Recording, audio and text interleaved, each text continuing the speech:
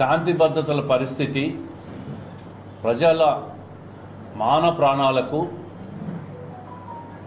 భద్రత ఏ విధంగా ఉందో నిన్న కడప జిల్లాలో నిన్న ఉదయం నడి రోడ్డు మీద జరిగిన హత్య ఒక పెద్ద నిదర్శనం. ఈ నాయకుడు మర్డర్ కేసును తీవ్రంగా ఖండిస్తున్నాం. ఏ పార్టీ అయినా కడప నగరం ప్రశాంతమైన వాతావరణం ఉండే ప్రాంతం. ఇటువంటి ప్రాంతంలో ఇటువంటి భయాందోళనకు గురవుతున్న మర్డర్ కేసును రావడం నిజంగా తెలుగుదేశం పార్టీ అయినా ఏ పార్టీ అయినా మేము తీవ్రంగా ఖండిస్తున్నాం.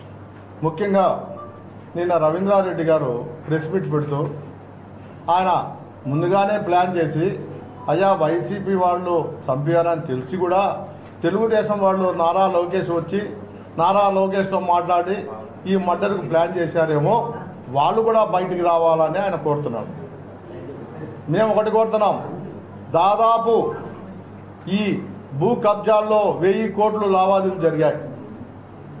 ఈ 1000 కోట్లు లావాదేవీల్లో ఎవరి హస్తము ఎవరి భాగము ఎంతుంది అనేది కూడా నిష్పక్షపాతంగా ఎస్పీ గారు దీన్ని తేల్చాల్సిన అవసరం ఉంది.